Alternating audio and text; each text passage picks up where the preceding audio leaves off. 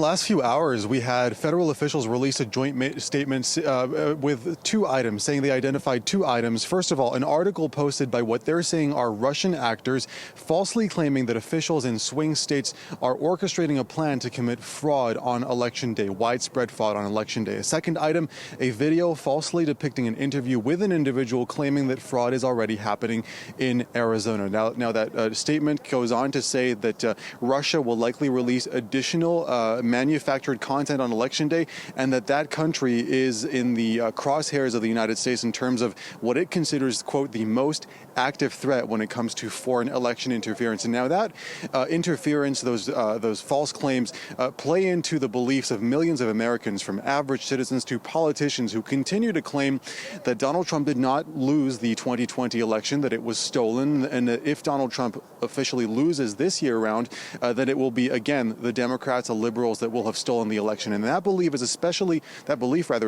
prevalent here in Arizona, where Joe Biden only won the state by less than 11,000 votes. And so we've seen in the past few months and years threats made against officials in the state, the Secretary of State of Arizona, election workers, county officials. 4 years ago, we saw pro-Donald Trump armed men show up at the Maricopa County Tabulation Center, demanding to be let in, demanding to oversee the process. And so this year, election officials and authorities are taking no chances. They've had election workers go through active shooter drills. They've been taught to use fire hoses to repel armed mobs, and officials are also going to be deploying drones and are considering having SWAT teams on the roof of that tabulation center on Election Day and throughout the night. Gosh, as you said there, Wassim, 11,000 votes was all that separated the two candidates last time round. Going into this vote, what's the main issue for people there in Arizona?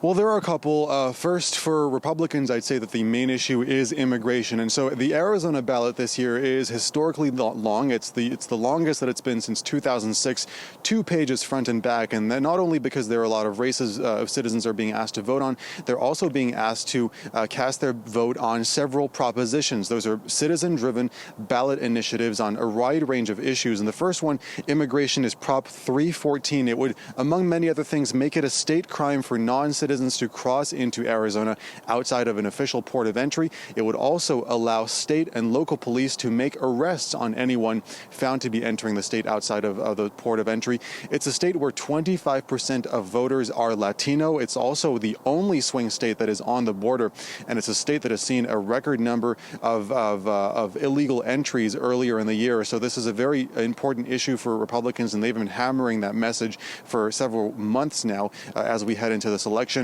On the Democratic side, it's all about abortion. Proposition 139, it would change the Arizona Constitution to make abortion a fundamental right.